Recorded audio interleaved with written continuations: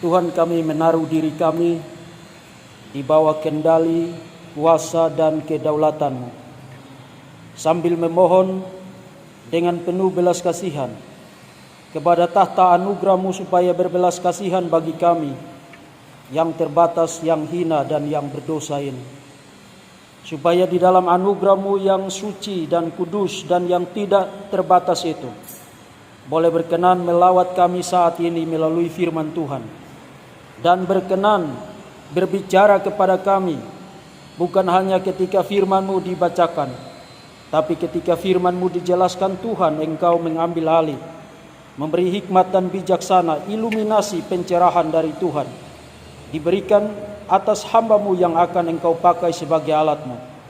Termasuk Tuhan juga boleh berbicara kepada setiap mereka yang mendengarkan firman ini, berbicara kepada telinga kami, berbicara kepada otak kami, berbicara kepada hati kami, berbicara kepada kehendak kami, supaya kami diajar dengan firman Tuhan, dipengaruhi oleh firman Tuhan, dikuasai oleh firman Tuhan, dan dipimpin dan dibimbing oleh firman Tuhan.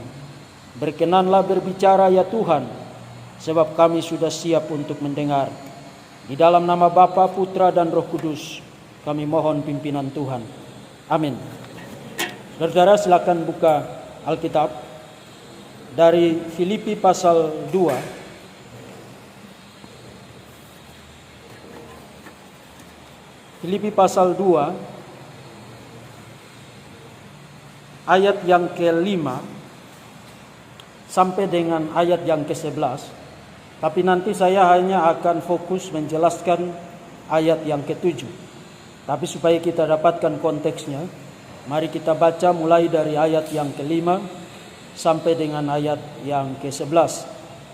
Saya akan bacakan bagi kita sekalian, saudara-saudara mendengarkan pembacaan firman Tuhan. Hendaklah kamu dalam hidupmu bersama menaruh pikiran dan perasaan yang terdapat juga dalam Kristus Yesus, yang walaupun dalam rupa Allah tidak menganggap kesetaraan dengan Allah itu sebagai milik yang harus dipertahankan, melainkan telah mengosongkan dirinya sendiri dan mengambil rupa seorang hamba dan menjadi sama dengan manusia. Dan dalam keadaan sebagai manusia, ia telah merendahkan dirinya dan taat sampai mati, bahkan mati di atas kayu salib. Itulah sebabnya Allah sangat meninggikan dia dan mengaruniakan kepadanya nama di atas segala nama, supaya dalam nama Yesus bertekuk lutut segala yang ada di langit dan yang ada di bumi dan yang ada di bawah bumi, dan segala lidah mengaku Yesus Kristus adalah Tuhan, bagi kemuliaan Allah Bapa. Demikianlah firman Tuhan.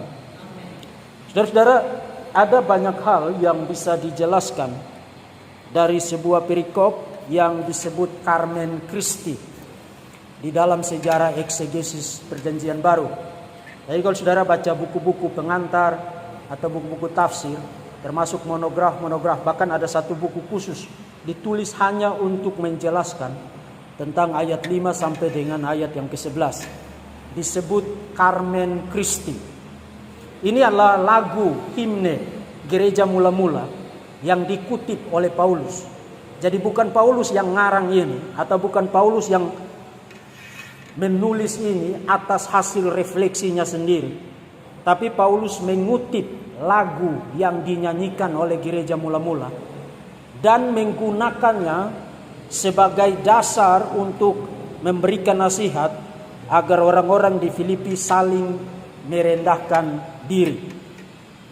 Jadi poin Paulus adalah, kalau kamu mau tahu apa contoh paling jelas dari sikap saling merendahkan diri, dan apa dasar untuk kamu harus merendahkan diri, contohnya adalah Yesus Kristus. Jadi dia tidak berupaya membuktikan ketuhanan Yesus di sini, tapi dia mempresaposisikan ketuhanan Yesus, menjadikannya sebagai contoh bahwa Yesus meskipun adalah Allah sejati dalam rupa Allah, en morpheteu, dalam rupa Allah, tidak menganggap itu sebagai sesuatu yang harus dipertahankan, melainkan mengosongkan dirinya, mengambil rupa seorang hamba dan seterusnya. Jadi Paulus menggunakan perendahan diri Yesus, self humiliation of Jesus, sebagai contoh untuk bicara tentang orang harus saling merendahkan diri. Nah, tadi saya katakan ada banyak isu yang harus dijelaskan dari teks ini. Tapi mari kita perhatikan ayat yang ke-7. Melainkan telah mengosongkan dirinya sendiri dan mengambil rupa seorang hamba dan menjadi sama dengan manusia. Perhatikan di dalam ayat itu dikatakan Yesus mengosongkan dirinya sendiri. Eauton ekenosen di dalam bahasa Yunani. Eauton itu berarti of himself. Ekenosen itu berarti dia pernah mengosongkan. Jadi dia pernah mengosongkan dirinya sendiri. Karena menggunakan bentuk aorist. Maka pertanyaannya adalah, Yesus mengosongkan apa dari diri? Apa yang dikosongkan Yesus dari diri? Dan apa maksud Yesus mengosongkan dirinya? Saudara mungkin terkejut, tapi di dalam sejarah eksegesis itu banyak sekali pendapat tentang apa yang dikosongkan Yesus dari dirinya. Atau Yesus mengkosongkan apa of himself dari dirinya sendiri. Pertama, yang paling terkenal dan yang paling klasik adalah apa yang disebut dengan kristologi kenosis. Itu pada waktu saya kuliah S1 dulu, itu pandangan yang sangat terkenal sekali. Bahkan itu diajarkan kepada kami, bahwa yang dikosongkan dirinya di situ adalah atribut keilahiannya yang primer. Saudara tahu ada 3 atribut keilahian yang eksklusif milik Tuhan. Omnipresent, kemahahadiran, kemudian omnipotent, kemahakuasaan, dan omniscience, kemahatauan. Jadi menurut kristologi kenosis, Kristus mengosongkan diri berarti Yesus mengosongkan dirinya atau melepaskan, menanggalkan 3 atribut utama itu. Dia yang harusnya maha hadir menjadi tidak maha hadir, terbatas pada ruang dan waktu tertentu di dalam sejarah, pada satu titik sejarah tertentu di bumi. Dia yang harusnya maha tahu membatasi dirinya menjadi terbatas, limited in his knowledge, dalam pengetahuannya karena menjadi manusia. Dia yang harusnya maha kuasa membatasi dirinya dari penggunaan hak kemahakuasaan itu. Bahkan saudara tahu dia mati dengan cara yang sangat terhina di atas Kalvari. Itu adalah kristologi kenosis. Jadi saudara-saudara yang belajar teologi pada tahun 80-an, 90-an, di bawah tahun 2000, itu yang orang ajarkan kepada saudara di dalam kelas-kelas tafsir Perjanjian Baru, khususnya surat Filipi. Tapi itu bukan pandangan satu-satunya. Ada pandangan lain yang mengatakan, misalnya Ernst Käsemann dari Jerman, mengatakan bahwa Yesus mengosongkan dirinya berarti he placed himself under demonic powers. Dia menaruh dirinya di bawah kekuasaan demonik. Mengalami kematian berarti saudara menempatkan diri saudara pada kutuk dosa dan kekuasaan demonik. Dan Yesus mengosongkan dirinya berarti dia bersedia, willingly, secara sukarela, menaruh dirinya di bawah demonic powers itu, mengalami kematian. Kemudian pandangan yang berikut, Yesus mengosongkan dirinya berarti dia mengambil peran the suffering servant, di dalam Yesaya pasal 52, Yesaya pasal 53. Atau ada yang mengatakan bahwa dia menjadi seorang righteous sufferer, seorang penderita yang benar dalam tradisi kemartiran Yudaisme pada periode intertestamental. Jadi ada banyak sekali pendapat terkait apa yang dikosongkan Yesus dari dirinya sendiri. Nah, saya bisa tambahkan banyak sekali daftar, tapi inti dari semua pandangan itu apa? Yesus kehilangan sesuatu dari diri. Jadi mengosongkan dirinya berarti dia kehilangan sesuatu dari dirinya, membuang sesuatu dari dirinya, melepaskan sesuatu dari dirinya, sesuatu yang dia miliki tapi dia tanggalkan, dia lepaskan, dia kosongkan. Itu inti dari semua variasi pandangan itu. Nah, semua pandangan itu yang berdasarkan pada asumsi bahwa Yesus kehilangan sesuatu dari dirinya sebenarnya tidak benar. Saudara tidak perlu menduga sebenarnya, karena ayat 7 sebenarnya menjelaskan apa yang dimaksud dengan ekenosen. Dia pernah mengosongkan eauton of himself. Ayat 7, coba baca baik-baik. Baca baik-baik. Banyak orang waktu membaca Alkitab, dia tidak baca Alkitab secara teliti, dia langsung lompat kepada cari buku tafsiran, cari leksikon, cari kamus, tapi tidak secara teliti, membaca dulu baik-baik dulu, ngerti. Nanti kalau ada yang tidak dimengerti baru cari informasi. Ini banyak orang Kristen tidak begitu, termasuk para pengkhotbah. Akhirnya ngarang bebas. Perhatikan baik-baik ayat 7. Mari kita baca satu kali lagi, dan saudara akan langsung lihat sebenarnya apa yang dimaksudkan dengan Yesus mengosongkan dirinya. Melainkan telah mengosongkan dirinya, lalu perhatikan lanjutannya, dan mengambil rupa seorang hamba dan menjadi sama dengan manusia. Pertanyaan, jadi apa maksudnya Yesus mengosongkan diri? Dari ayat itu. Jangan lihat saya, ada di dalam Alkitab. Apa maksudnya? Dijelaskan di situ. Apa maksudnya? Halo, para mahasiswa teologi. Supaya kamu jangan ngarang bebas ketika menafsir dan membaca firman Tuhan lalu berkhotbah. Apa yang dikosongkan Yesus? Apa maksud ekenosen di situ? Ada di dalam ayat itu, dikatakan dengan jelas di situ. Ada yang tahu? Kalau ada yang tahu, saya kasih satu buku gratis.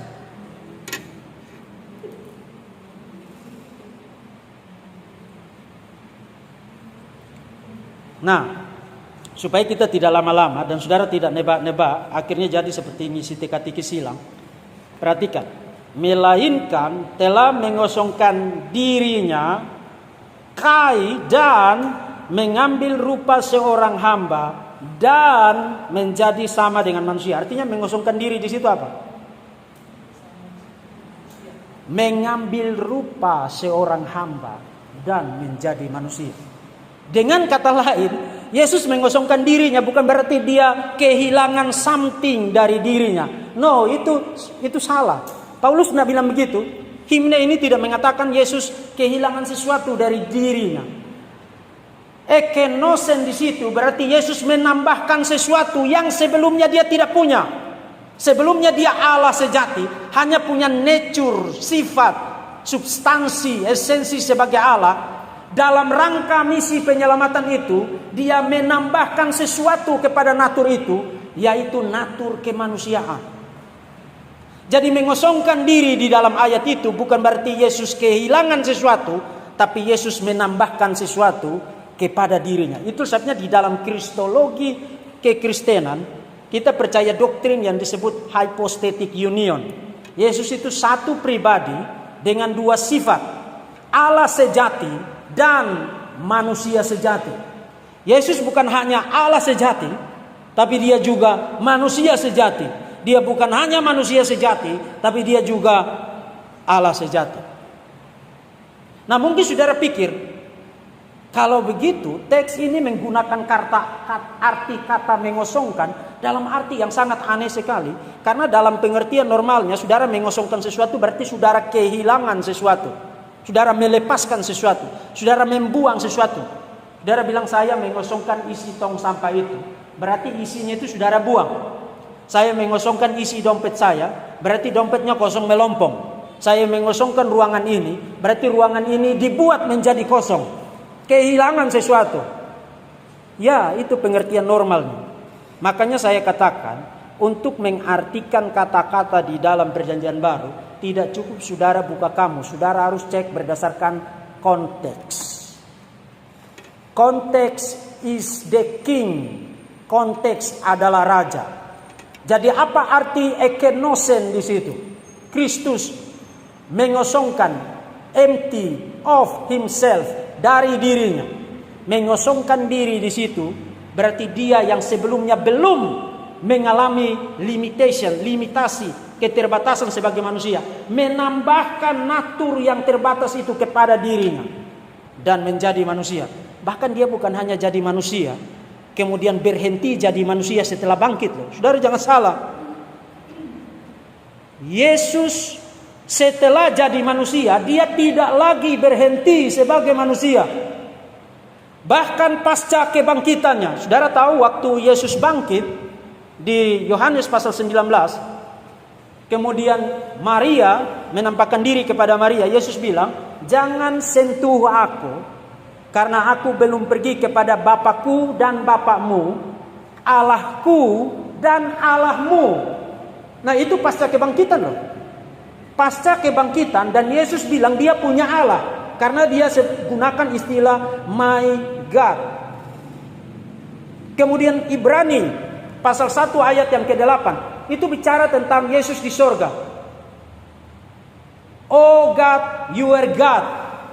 Oh Allah, Allahmu. Jadi Yesus adalah Allah, disebut oleh Bapa sebagai Allah, tapi pada saat yang sama dia punya Allah. Wahyu pasal 3 ayat 14, sebanyak 4 kali Yesus bilang Allahku, kota Allahku, dan sebanyak 4 kali dia gunakan istilah Allahku, dan itu Yesus sudah di surga. Jadi Yesus tidak berhenti menjadi manusia setelah dia jadi manusia. Sekarang Yesus di surga adalah God man, Allah sejati, manusia sejati. Dan itu sebabnya di dalam 1 Timotius Paulus katakan bahwa kita punya satu perantara di sorga sekarang, now, yaitu manusia Yesus Kristus. Manusia Yesus Kristus. Jadi saudara bayangkan, ini bukan sesuatu yang sangat kecil.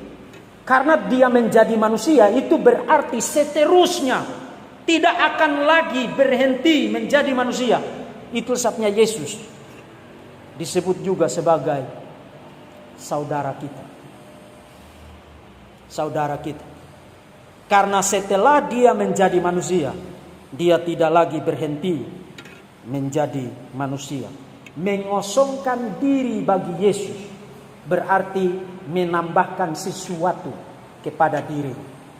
Nah, saudara-saudara, mungkin saudara pikir, oke, apa hubungan konsep itu dengan saya sebagai seorang Kristen? Apa hubungannya dengan saudara sebagai seorang pelayan Tuhan atau seorang hamba Tuhan? Hubungannya sangat besar. Hubungannya sangat besar. Di dalam pelayanan, salah satu paradoks dari pelayanan adalah Tuhan menundukkan saudara dengan menambahkan sesuatu kepada saudara. Dan itu bahkan Yesus gunakan. Barang siapa yang mempunyai, kepadanya diberi.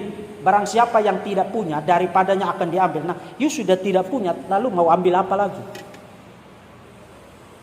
Itu yang disebut dengan paradoks. Paradoks dari pelayanan adalah Tuhan mengosongkan saudara untuk misinya dengan cara menambahkan sesuatu kepada saudara. Tidak ada orang yang sungguh-sungguh menyerahkan hatinya untuk pelayanan dan hidupnya untuk pelayanan, kemudian dia tidak merasakan makin hari, makin lama bebannya itu makin besar.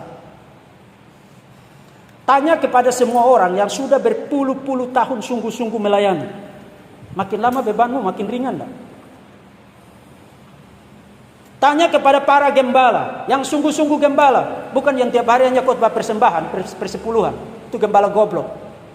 Yang sungguh-sungguh menjadi gembala, apakah tiap hari makin lama, makin tahun, tambah tahun, apakah bebanmu makin ringan atau makin banyak? Tanya kepada para penginjil yang pergi ke kampung-kampung, daerah pedalaman, makin lama bebanmu makin ringan atau makin banyak? Karena kita punya contoh itu. Dan contoh itu adalah contoh ilahi.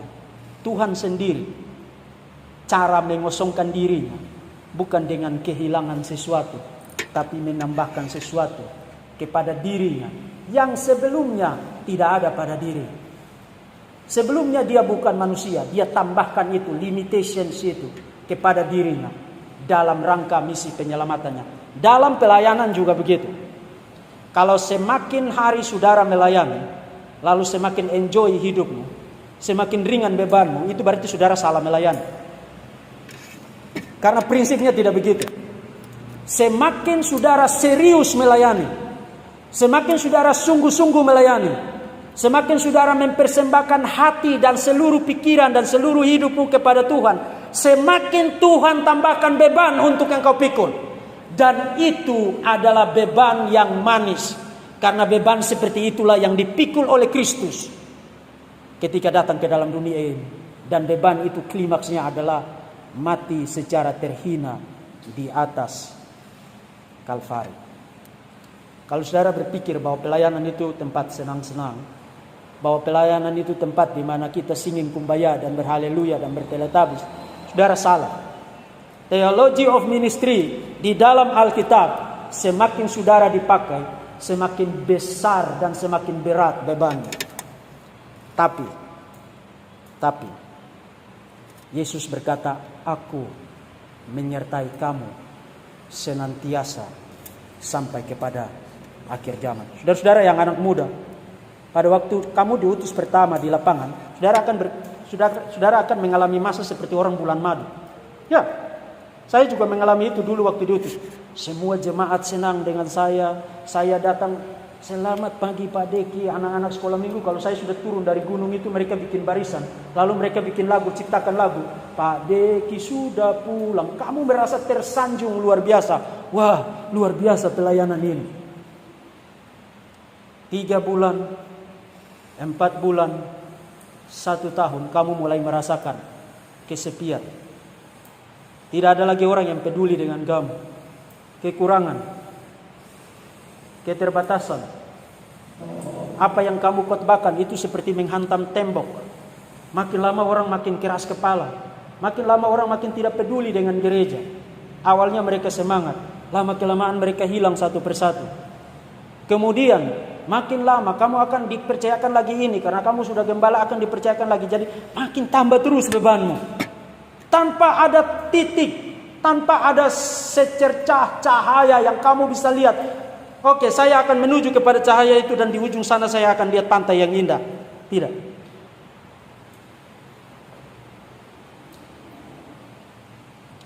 Pelayanan itu pada klimaksnya adalah salib dan kematian secara terhina. Itu contoh dari Tuhan Yesus. Jadi jangan menipu dirimu, hai anak-anak muda, dengan berpikir bahwa kalau kamu serahkan dirimu jadi hamba Tuhan, maka kamu akan menjalani kehidupan yang enak, nyaman, dan lain sebagainya. No. Jangan menipu dirimu. Persiapkan hatimu, komitmenmu, mentalmu sebagai seorang hamba Tuhan. Terjun ke lapangan sana. Jangan expect kenyamanan. Jangan. Nanti kita akan menghabiskan triliunan tahun di sorga dengan nyaman. Tidak ada lagi air mata, tidak ada lagi kesusahan, tidak ada lagi penderitaan. Dan setiap hari kita akan melihat wajah Tuhan kita, face to face, muka dengan muka. Dan hidup di dalam suasana tanpa dosa, tanpa kejahatan, tanpa sakit hati, tanpa penderitaan. Tapi itu nanti di surga, di dalam dunia ini klimaks dari panggilanmu adalah salib. Dan itu diberikan contoh oleh Tuhan Yesus Kristus. Tuhan memberkati saudara-saudara sekalian.